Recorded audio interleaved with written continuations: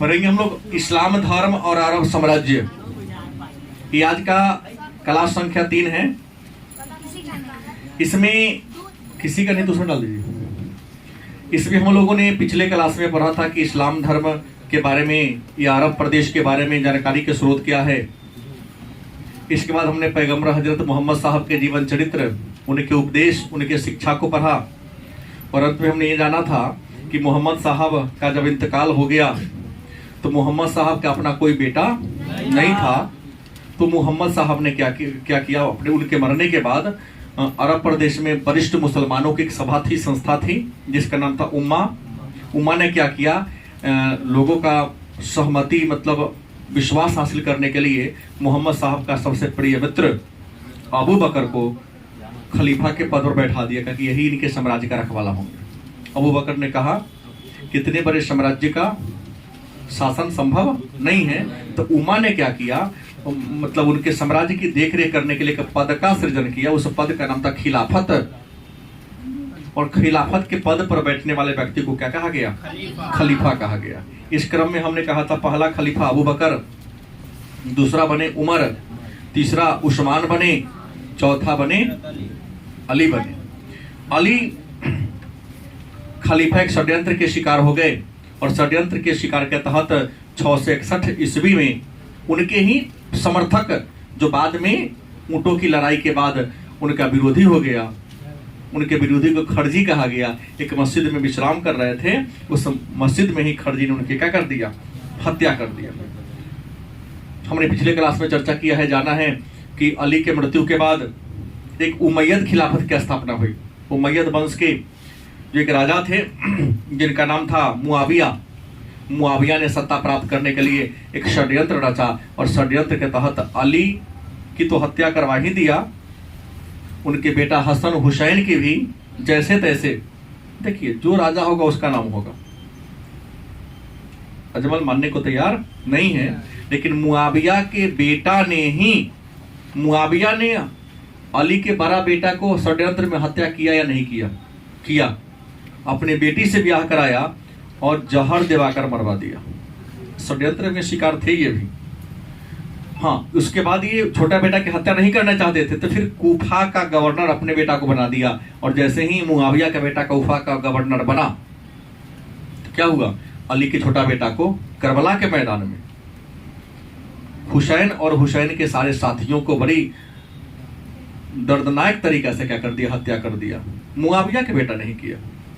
अब लगभग मतलब उमैयद वंश में 13 खलीफा हुए। 13 खलीफा के बाद ये जो एक हालत चेंजिंग आया हुआ कि अब उमैयद वंश का खलीफा के पद पर दबदबा हो गया। तो मोहम्मद साहब के एक चाचा थे अब्बास। मोहम्मद साहब के कौन थे? चाचा, जिनका नाम था अब्बास। और अब्बास के वंशजों ने क्या किया कि उमैयद वंश की जो खलीफा थे, खलीफा के पद पर से उमैयद वंश को हटाने के लिए एक परिवर्तन लाया। उस परिवर्तन को हम अब्बासी क्रांति के नाम से जानते हैं। और अब्बासी क्रांति के द्वारा क्या हुआ कि उमैयद वंश के लोगों को खलीफा के पद पर से दबदबा क्या कर देता है, खत्म कर देता है। और जैसे ही खत्म हुआ तो अब्बासी वंश के लोग 750 ईस्वी में खलीफा के पद पर अपना दबदबा जमा लिए। और इसी अब्बासी वंश जब सत्ता पर आए, खलीफा के पद को स्वीकार किया उस वंश के लोगों ने, तो इसी के शासनकाल में 712 ईस्वी में अरबों का क्या होता है, सिंध पर आक्रमण होता है। और अरबों का सिंध पर आक्रमण हुआ। उस समय जो खलीफा के पद पर थे उनका नाम था हारून अल रशीद। अरबों के सिंध पर आक्रमण के कई कारण हैं, आपको यहां नहीं पढ़ना है, बीए में पढ़ना है कि यहां समुद्री लुटेरों ने कुछ गलतियां की थी, सजा सिंध के लोगों को भोगना पड़ा। गलती किसी और ने किया, सजा किसी और को भोगना पड़ा। अब इस अब्बासी खिलाफत के बाद 2 मिनट के लिए बैठ जाइएगा, नहीं कोई आगे आके। अब्बासी खिलाफत के बाद क्या होता है कि खलीफा का वर्चस्व धीरे धीरे क्या होने लगता है, कम होने लगता है। अब हुआ कि खलीफा अब्बासी क्रांति के बाद खिलाफत का विघटन काहे हो गया। तो अब्बासी क्रांति के बाद हम आपको बता दें कि हमने कहा अब्बासी वंश के जो अंतिम खलीफा थे उसका नाम था हारून अल रशीद। क्या नाम था? हारून अल रशीद। हारून अल रशीद ये अब्बासी वंश के अंतिम खलीफा थे। हारून अल रशीद का जब इंतकाल हो जाता है तो हारून अल रशीद के शासनकाल में ही बगदाद जो था वह मुसलमानों के संस्कृति का बहुत बड़ा केंद्र बन गया। बगदाद एक शहर आज भी है जो इस्लाम संस्कृति का बहुत बड़ा केंद्र अभी भी है। तो हारून अल रशीद की मृत्यु हो गई, लेकिन इनके मरने के बाद अरब साम्राज्य का विघटन प्रारंभ हो गया। मन में होगा क्यों विघटन प्रारंभ हो गया? तो जैसे ही इनकी मृत्यु हुई तो इनके मरने के बाद इनका 2 बेटा था। कितना? नाम था अमीन और मामून। इनके कितने संतान थे? 2 संतान थे। एक का नाम था अमीन और दूसरे का नाम क्या था? मामून। 2 संतान थे। उत्तराधिकार का नियम इस्लाम धर्म में फिक्स नहीं है, और इस्लाम धर्म में फिक्स होता तो शाहजहां जेल में नहीं जाते। गलत कि सही? क्योंकि शाहजहां ने तो अपने सबसे बड़ा बेटा को उत्तराधिकारी घोषित कर दिया था।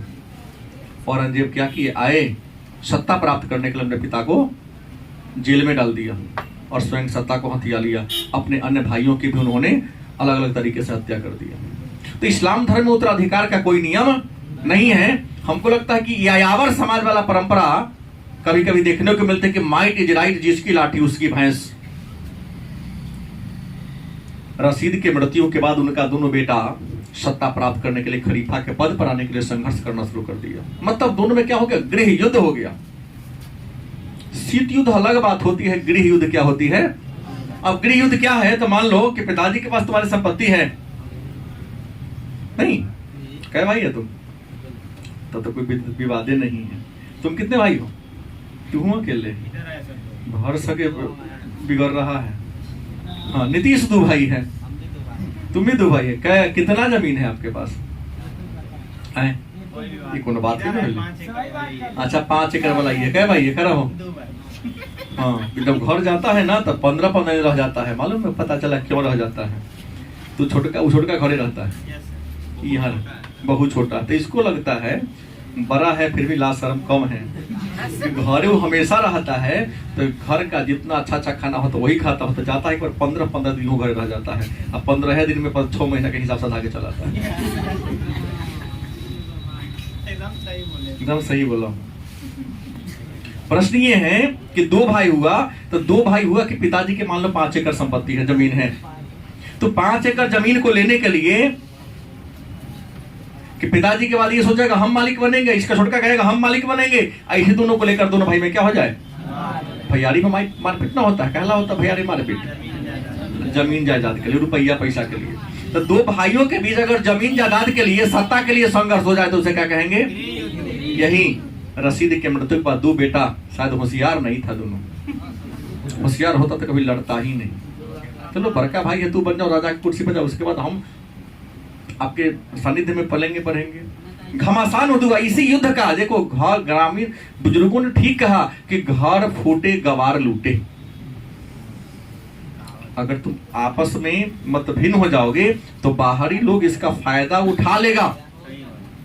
यही फायदा उठाया, यही फायदा खिलाफत के पतन का सबसे बड़ा कारण बना। कहने का मतलब यह था कि जैसे ही अमीन और मामून ने सत्ता के लिए, सत्ता पर अपनी अपनी दबदबा जमाने के लिए दोनों में क्या छिड़ गया? गृह युद्ध। युद्ध मत कहिए इसको, हाँ, गृह युद्ध, घर का लड़ाई छिड़ गया। तो इस कमजोरी का फायदा उठा लिया गुलाम सब। कौन सब? अरब प्रदेश में बहुत गुलाम था, युद्धबंदी से बहुत सारा लोग था। इस युद्धबंदी से क्या कर लिया?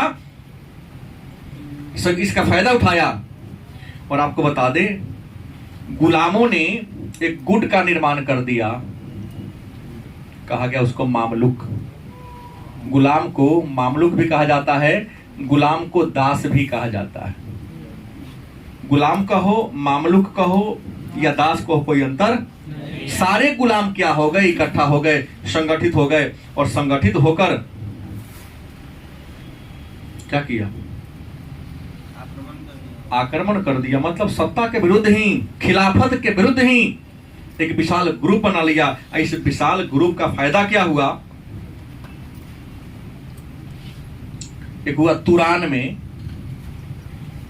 ताहिर नामक व्यक्ति ने क्या कर लिया?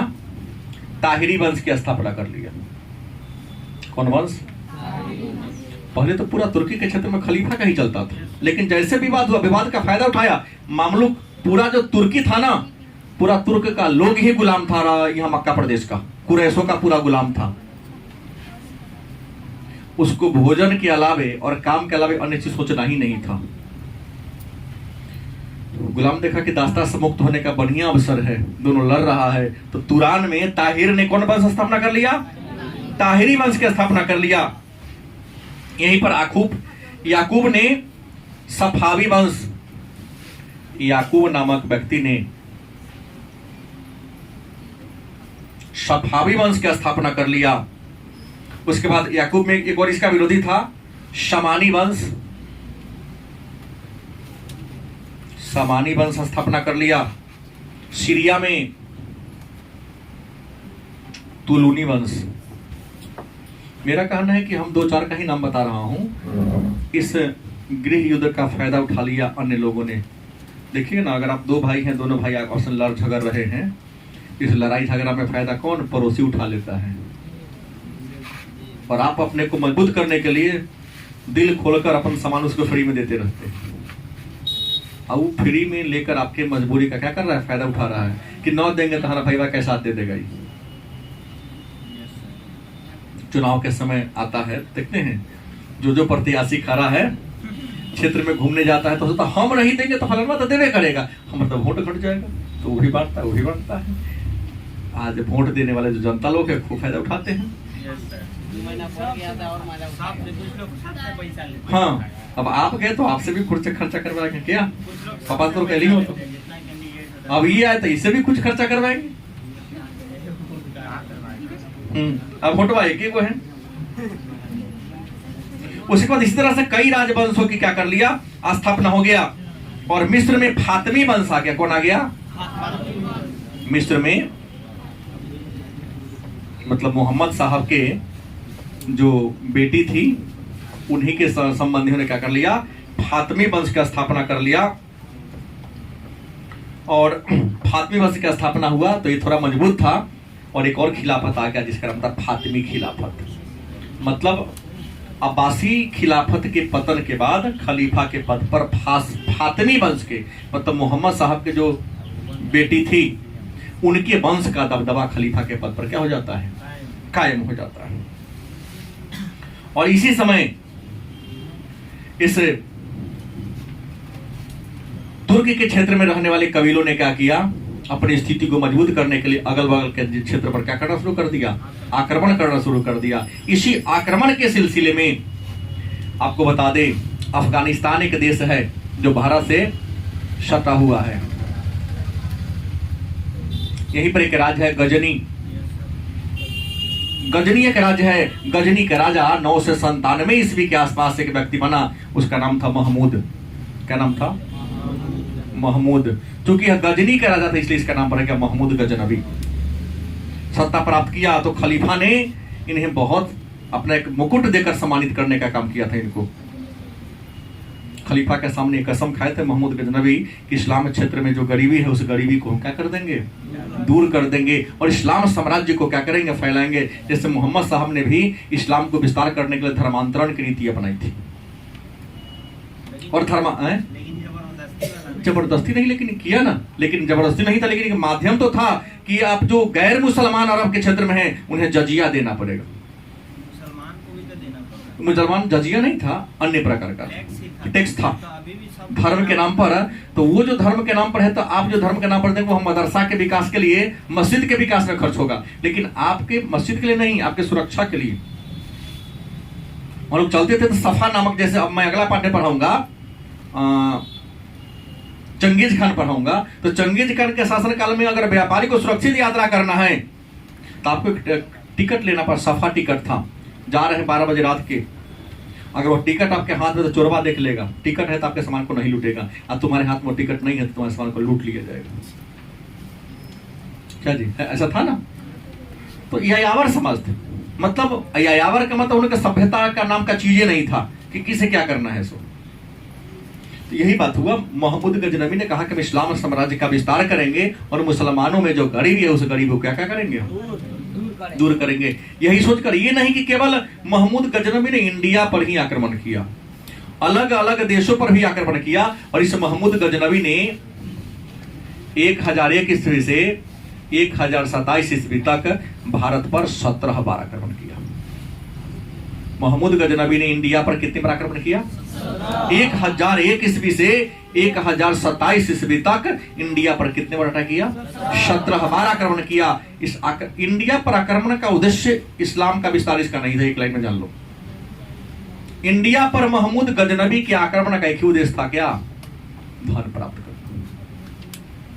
क्योंकि महमूद गजनवी ने जब भी इंडिया पर आक्रमण किया तो वह किसी न किसी मंदिर को अपना ठिकाना बनाया। मंदिर को बनाने के पीछे कारण यह था, आज भी जाके देखिए, सबसे ज्यादा धनिक अगर कोई है तो मंदिर मस्जिद है। गलत नहीं बोल रहा हूं क्या जी? लोग दिल खोलकर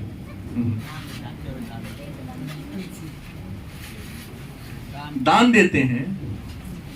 मौलवी साहब कुछ कुछ कहीं बेईमान नहीं खोल के दिल खोल के फोटो कर देते होंगे। होता ही है, सब धर्म की बात होती है, पवित्र लोग करते हैं, लेकिन न ना होता, खूब होता है। तो उस समय भी देखो, भगवान से हम बाहर इसलिए मैं डर रहा हूं, अल्लाह से इसलिए डर है कि उसमें अंदर में नहीं है।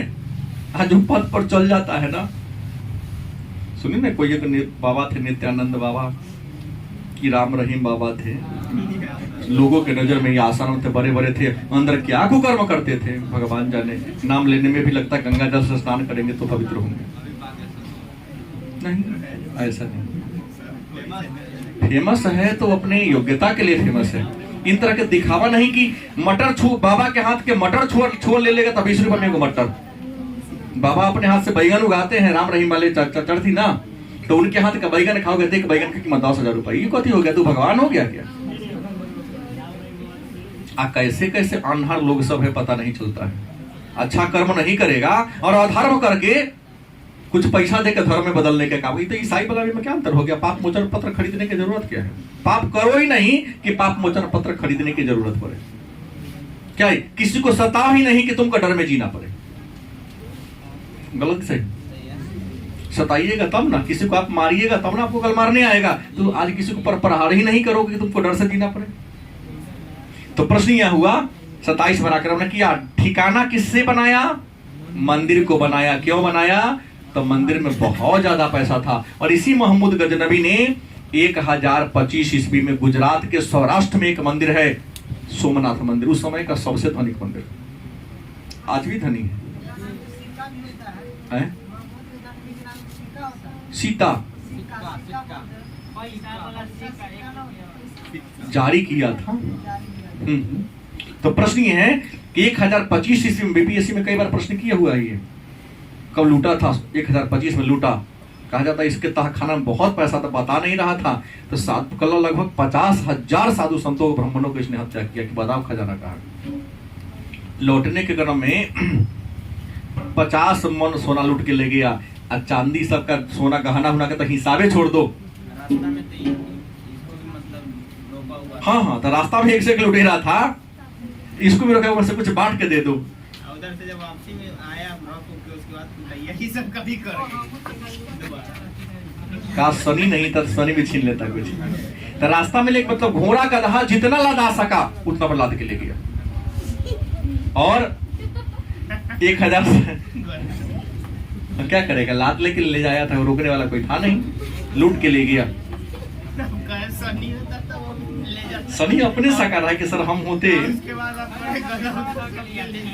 सकारा है कि हम उस समय होते तो हम भी कुछ लूट लेते, सोना वगैरह।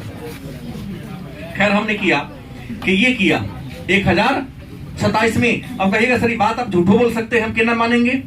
तो इस महमूद गजनवी के साथ एक बहुत बड़ा विद्वान इंडिया आए थे, उसका नाम था अल-बरूनी। अल-बरूनी ने लगभग 80 को किताब लिखा है। उसमें इंडिया के बारे में एक किताब लिखा है जिसका नाम है तहकीक ये हिंद, हर साल प्रश्न पूछता है 12वीं में कि तहकीक हिंद के लेखक कौन है? अलबरूनी। इस तहकीक हिंद को भी कुताब हिंद कहते हैं, एक दूसरा नाम है। अरबी भाषा में लिखा, किताब किस भाषा में लिखा? तो ये प्रश्न अभी गेस कर लो, पूछवे करेगा कि तहकीक हिंद के लेखक कौन है, किस भाषा में, और अलबरूनी किसके साथ आया था? ये तीनों में से ये वो प्रश्न फिक्स है, हर साल पूछता ही है। अब महमूद ये तो मर गए, महमूद गजनवी क्या हो गया भाई? जो इंसान जन्म लेगा उसको तो क्या करना है? मरना ही है। महमूद गजनी के मरने के बाद अगला राजा बना कौन? अल्पतकीन। कौन बना? अल्पतकीन। और अल्पतकीन के बाद इनका उतर सुबुतकीन बना, जो मोहम्मद गौरी के नाम से क्या है? हाँ, उधर उन्हीं के वंश था, मोहम्मद गौरी, ये राजा बना। अल्पतकीन तो इंडिया में अंदर तक नहीं आ सका, लेकिन मोहम्मद गौरी महमूद गजनवी के बाद इंडिया पर आक्रमण करने का सिलसिला प्रारंभ किया, और इन्होंने इंडिया पर सबसे पहले आक्रमण किया था 1178 ईस्वी में। पहली बार आक्रमण किया पंजाब के रास्ते से। पंजाब के रास्ते से जब आक्रमण किया तो राजा था जयपाल। महमूद गजनवी से लड़ाई में क्या होता है? हार जाता है। जयपाल कौन? जयपाल राजा था, छोटा राजा था, हार गया, लेकिन बड़ा स्वावलंबी था। अपने प्रजा को कहा कि हम तो विदेशी से हार गए, चिता बनाओ, हमको जिंदा रहने का अधिकार, क्योंकि मैं अपने प्रजा का रक्षा जिंदा। जैसे फतिंगा आग में कूद कर मर जाता है, जयपाल ने महमूद गजनवी से मतलब गौरी से हारने के बाद चीता बनवाया, और उसमें जिंदा क्या हो गया? कूद गया और अपने आप को जला लिया। अब वही परिकल देखा कि अफगान पंजाब के रास्ते से जीत के चले आए। अब यह महमूद गौरी क्या करते हैं? दूसरा अभियान चलाते हैं 1178 के बाद, और अभियान चलाना शुरू करते हैं, और आखिरी बार आए कोना होकर राजस्थान के रास्ते इंडिया में प्रवेश करने का प्रयास किया, क्योंकि राजस्थान भी पाकिस्तान से सटा हुआ है। सोचा कि इस रास्ते से चलते यहाँ भी जो मिलेगा उसको लूटते हुए चले आएंगे। तो राजस्थान में एक पहाड़ी है, अरावली की पहाड़ी। अरावली की पहाड़ी के किनारे महमूद गौरी का मुकाबला हो जाता है भीम द्वितीय, जिसको मूलराज प्रथम भी कहा जाता है। इससे मुलाकात, मात्र 13 साल का लड़का था ये, 13 साल का था।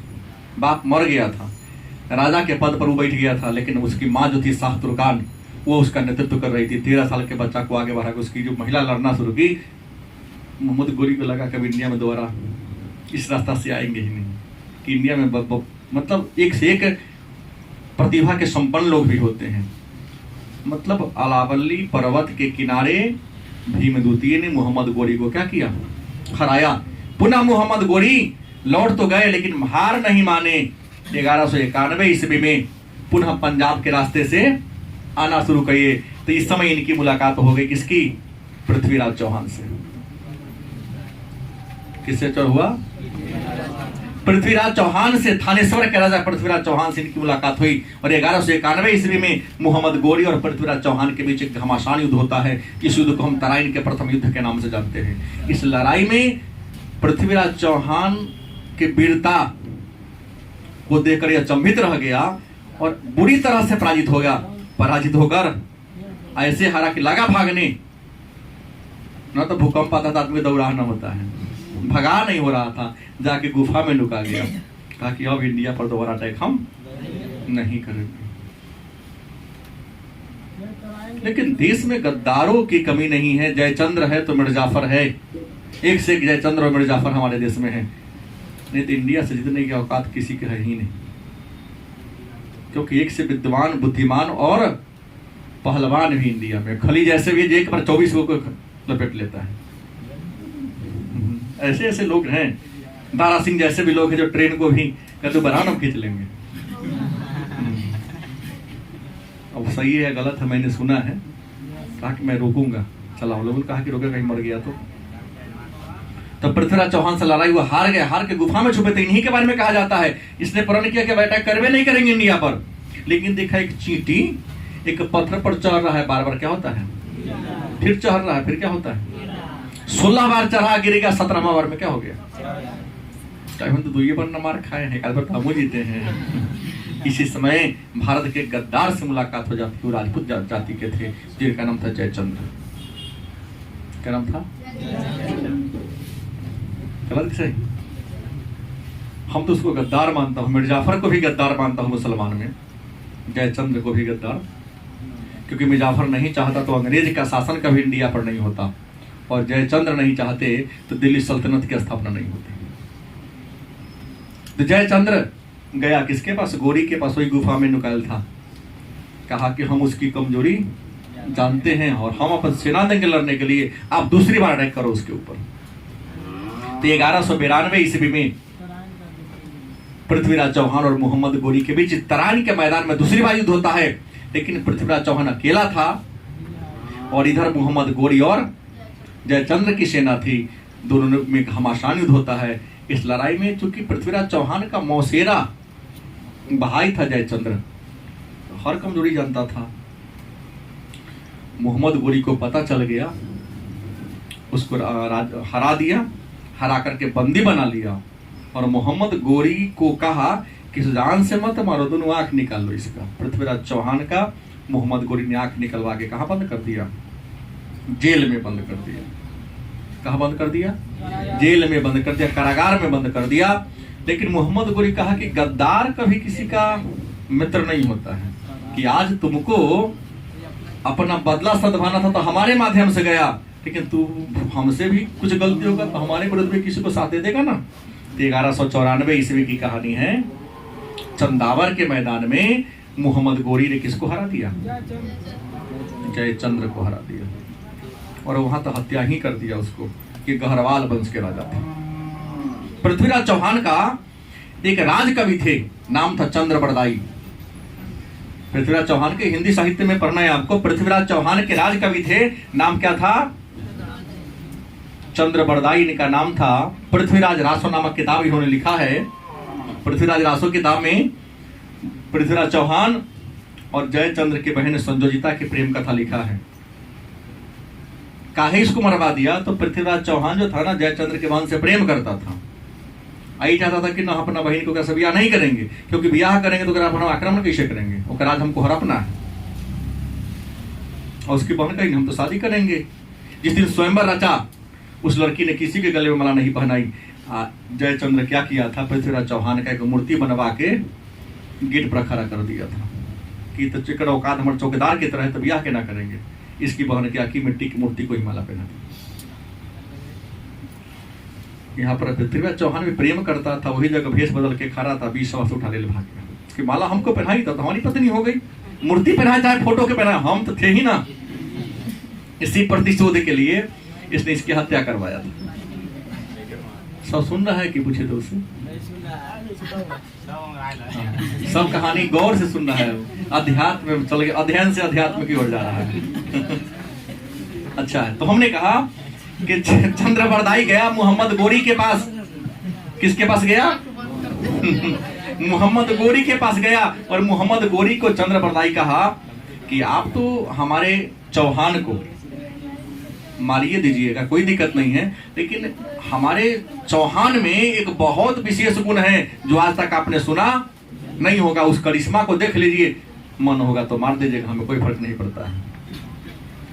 सुल्तान कहा कि क्या करिश्मा है? तो कहा कि सभा बुलाइए, सभा। पृथ्वीराज चौहान शब्द भेदी बात जानता था। कौन बात? तुम शब्द बोलो, तीर चला देगा, जिस दिशा में चलाएगा उसको जाके लगिए जाएगा। एक बड़ी सभा फील्ड में लगाया गया, सामने सामने मंच दो बनाया गया। एक मंच पर पृथ्वीराज चौहान और चंद्र बरदाई को बैठा दिया गया, और सामने वाला मंच पर सुल्तान पृथ्वीराज मोहम्मद गोरी को, सुल्तान मुसलमान राजा को सुल्तान कहा जाता है, बैठा दिया गया। चंद्र बरदाई ने एक श्लोक पढ़ा कि 4 बांस 24 गज अंगुल अष्ट प्रमाण एते पे सुल्तान मत चूको चौहान। देखा तो आंख फुरिए दिले हो, बाद में हत्या करवे करेगा। मित्र के लिए बहुत कुछ कर लेता है, देखा कि हत्या करवाइए देते हैं। श्लोक में कहा, इस बात का उल्लेख पृथ्वीराज रासो नामक किताब में हिंदी साहित्य पढ़ेंगे तो आपको मिलेगा। श्लोक में कह दिया किसको? हाथ में तीर धनुष धरा दिया, कहा कि 4 बांस 24 गज अंगुल अष्ट प्रमाण, मतलब तुम्हारे और सुल्तान के बीच 24 गज का दूरी है। 4 बांस, 4 गो बांस के मोड़ के कुर्सी पर ले हो, माने मंच बनाया है। आ 24 गज के दूरी है। अंगुल प्रमाण ओकरा ऊपर 8 इंची के पीढ़िया लेखन है, ऊपर बैठा हुआ है। ये ते पे कौन? सुल्तान मत्तू को चौहान। मंत्र पढ़ता गया, तीर को तानते गया, वो तो बुझा कि अनहरा है कि हमको मार देगा।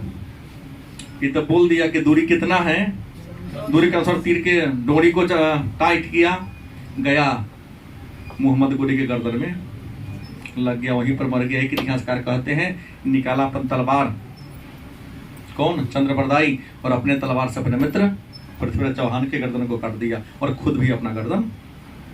देखा कि उसके राज्य में आए हैं, अगर अपने आप को नहीं मारेंगे तो कर सेना तक क्या कर देगा। ये कहानी है। अब ये जब कहानी घट गई थी, यहां पर एक और हुआ। यह क्रम आगे बढ़ता गया और इसी मोहम्मद गोरी ने 1206 ईस्वी में इंडिया में एक मुस्लिम साम्राज्य की स्थापना किया। उस मुस्लिम साम्राज्य का नाम है दिल्ली सल्तनत। बता रहा हूं, मुहा बोली। दोस्त भी था और राजकवि भी थे। उसको क्यों मार दिया कि सुल्तान को मरवा दिया, ओकरा दरबार में जाके मरवा दिया, इसलिए अपने आप को मार लिया। तो आदमी मारिए देता, इसलिए ओकरा का आधार था ना, इसलिए उसको पहले मारा फिर अपने आप को मार लिया। मुद्दे पर आई। अब इन्होंने प्रश्न किया कि का स्थापना कैसे कर लिया। तो मोहम्मद गोरी, देखिए कुछ लोग इस कहानी को काल्पनिक मानते, जो मैं कहा हूं ना, लेकिन काल्पनिक हो या वास्तविक हिंदी साहित्य में है, हमने पढ़ा, आपको बता दिया। मोहम्मद गोरी जो था, एक अपन बाल बजाय को वो नहीं था, ये दिखाई दिन भर लड़ाई पर रह गया, लेकिन गुलाम बहुत ज्यादा था। तो मोहम्मद गोरी ने एक दिल्ली सल्तनत की स्थापना कर दिया 1206 में, और मर गए। तो इनके मरने का तो गुलाम बहुत ज्यादा था। तो इनके साथ जो गुलाम था जिसका नाम था कुतुबुद्दीन ऐबक, क्या नाम था? गुलाम था, जो दिल्ली में इनके साथ रहा करता था। जैसे ही मरे तो अपने आप को दिल्ली का क्या कर दिया? शासक घोषित कर दिया। और 1206 ईस्वी में दिल्ली में एक राजवंश की स्थापना कर दिया दिल्ली सल्तनत के अंतर्गत, जिसका नाम था गुलाम वंश। गुलाम वंश इसलिए क्योंकि इस वंश के जितने राजा हुए सब मोहम्मद गोरी के गुलाम में था, आगे पीछे। और दिल्ली सल्तनत ने 1206 ईस्वी से लेकर 1526 ईस्वी तक 5 राजवंशों का राज होता है। गुलाम वंश, खिलजी वंश, तुगलक वंश, सैयद वंश और लोदी वंश। और लोदी वंश का अंतिम राजा होता है इब्राहिम लोदी। और इब्राहिम लोदी कौन होता है? इब्राहिम लोदी। और इब्राहिम लोदी जो दिल्ली का अंतिम 1526 में क्या होता है? इंडिया पर आक्रमण होता है बाबर का। किसका? और बाबर ने 1526 में इब्राहिम लोदी को क्या कर दिया? हरा दिया, और हरा कर इसकी हत्या कर दिया। और हत्या करके दिल्ली सल्तनत के जगह पर 1526 में मुगल साम्राज्य की स्थापना कर दिया। मुगल साम्राज्य की स्थापना कर दिया। और मुगल साम्राज्य 1526 से 1857 तक रहा। मतलब कुल मिलाकर अगर आप जोड़ोगे तो 1206 से लेकर यहाँ तक 6 से 40 वर्ष का समय आता है। मतलब 1206 से लेकर 1857 ईस्वी तक इंडिया पर मुसलमानों का राज हुआ। और यहीं पर जैसे ही सिपाही विद्रोह खत्म हुआ है, 50 होगा, ठीक है, कोई बात नहीं, हम गिने नहीं, सीधे लिख दिए हैं। हाँ, ये दोनों हम नहीं जोड़े हैं, सीधे 20-20 मोटा मोटी ले लिए हैं, 650 वर्ष तक। और यहीं पर क्या होता है? अंग्रेजों का दबदबा हो जाता है। और 1857 से लेकर 1947 तक ब्रिटेन की महारानी का इंडिया पर दबदबा शुरू हो जाता है। क्या जी? अब उसके बाद आजाद हुए तो कांग्रेस का दबदबा हो गया। 2014 में भाजपा का दबदबा चल रहा है। 24 में किसका दबदबा होगा मैं नहीं जानता हूं, क्योंकि मैं भविष्यवाणी करने वाला नहीं। क्या ये है इतिहास। अब देखिए, अब पूरा इस्लाम साम्राज्य ने क्या क्या पूरे क्षेत्र पर अधिकार कर लिया था। कि देश है जेरूसलम,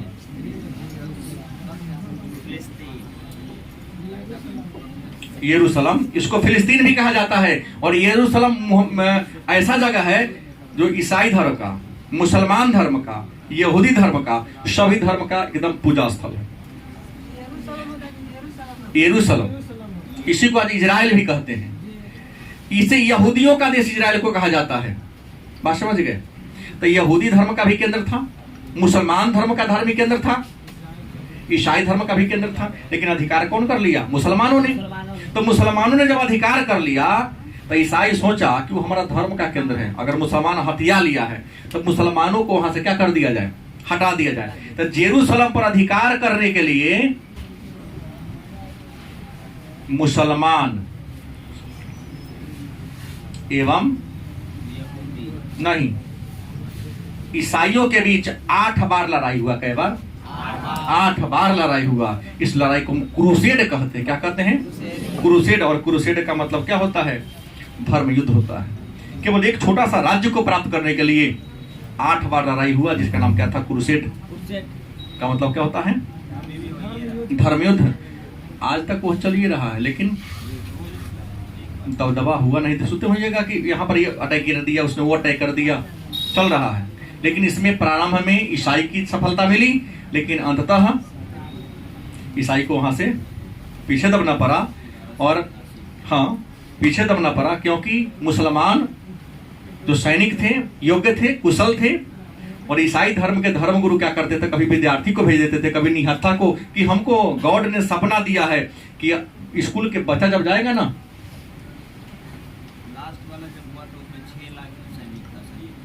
ईसाई का उसमें मैक्सिमम था 6ठा-8वां का लड़का, 5वां से लेकर 8वां तक के लड़का को भेज दिया कि हमको गॉड ने दर्शन दिया है कि ऐसा ऐसा अगर बच्चों को भेजा जाए तो बच्चा के सामने लोग तलवार नहीं चलाएगा, उनका तलवार उसकी आंख की ये हो जाएगी। श्वेत वस्त्र पहन के जाना है सबको। लेकिन कहावत है, बाघ माने बाबा जी, तू उसको मरने जा रहा है तो उधर छोड़ देगा सारे, वो भी युद्ध के मैदान में। क्योंकि कहा गया कि प्रेम और युद्ध में सब कुछ जाए, सबको मार दिया। लेकिन अंततः अभी भी जेरूशलेम पर मुसलमानों का दबदबा है। लेकिन आज भी मुसलमान और यहूदी में जेरूशलेम पर अधिकार करने के लिए हर दिन एक आध गो बम पटकाइए जाता है। हाँ, हर दिन पटका जाता है, रोज पटका जाता है। उड़ा कहे न देता है, ये तो नहीं कोनो बात हुआ। युद्ध किसी समस्या का समाधान। अब मन में एक प्रश्न होगा, ये मुसलमान अर्थव्यवस्था का आधार किया था, तो मुसलमान लोग प्रारंभ में खेती बाड़ी नहीं करते थे क्योंकि अरब प्रदेश की मिट्टी उपजाऊ नहीं थी। ये लोग, हम पहले ही बता दिया हूं कि पशु को पालते थे। भेड़, बकरी और ऊंट इनका मुख्य पालतू पशु था। इसके अलावा ये लोग क्या करते थे? व्यापार करते थे। क्या करते थे? व्यापार, बिजनेस करते थे। बाल को ले जाकर के धीरे धीरे जब इस्लाम साम्राज्य का विस्तार हुआ तो हरे भरे क्षेत्र को नखलिस्तान कहते हैं। नखलिस्तान के क्षेत्र में इनका प्रभाव गया, वहां खेती बाड़ी करना शुरू कर दिया। लेकिन बाद में मुद्रा की बात करते हैं तो ये लोग पहले तो वस्तु विनिमय करते थे। चमड़ा दिए, चावल ले लिए, बाल दिए, दूध ले लिए। लेकिन बाद में दिनार, चांदी का सिक्का चला, जिसको दिनार, सोना का सिक्का को दिनार कहा गया, चांदी के सिक्का को दिरहम कहा गया और तांबे के सिक्का को फुलांस कहा गया। मतलब सोना, चांदी और तांबा का सिक्का इन्होंने चलाया। सिक्का पर पहले पहले किसी न किसी खलीफा का फोटो हो जाया करता था, किसी राजा का, सुल्तान का फोटो हुआ करता था। लेकिन बाद में ऐसा हुआ कि सिक्का पर किसी खलीफा का या किसी पैगंबर का फोटो नहीं होगा, क्योंकि इस्लाम धर्म में मूर्ति पूजा का विरोध है। तो कुरान की कलमा लिखे जाने लगे। आज भी इस्लाम कंट्री का जो नोट है या जो सिक्का होगा उस पर कलमा लिखा होगा, मतलब मंत्र, कुरान के कुछ मंत्र लिखे होते हैं। उसके अलावा शिल्प कला के क्षेत्र में ये लोग बहुत सुंदर सुंदर मिट्टी का सुराही बनाते थे। देखिएगा मुसलमान लोग का जो सुराही देखिएगा वो सजा के घर में रखता है। चिन्ह मिट्टी के बर्तन बनाने लगे, एकदम पूरा कलाकारी करके उसको रंग करके इतना सुंदर बना देता, मूर्ति बनाने लगे। क्योंकि वहाँ खेती बाड़ी संभव तो था नहीं, तो उसी मिट्टी के बर्तन को सुंदर बना बना करके बेच करके अपना जीवन यापन क्या करते थे? चलाते थे। और इस सुंदर बर्तन के अलग अलग राज परिवार में क्या था? डिमांड था। इसके अलावा वस्त्र पर कासीदाकारी करते थे। जैसा कपड़ा हो गया, कपड़ा पर रेशम का वर्क होगा, सोना का वर्क होगा, चांदी का वर्क होगा, सितारा का वर्क होगा। क्योंकि कालीन जो हम लोग नीचे घर में बिछाते हैं ये सब उधरी का फेमस, सऊदी अरब ईरान, इराक का ही फेमस। जितना सुंदर कालीन वहां बन जाता है उतना अपने इंडिया में नहीं बन पाता।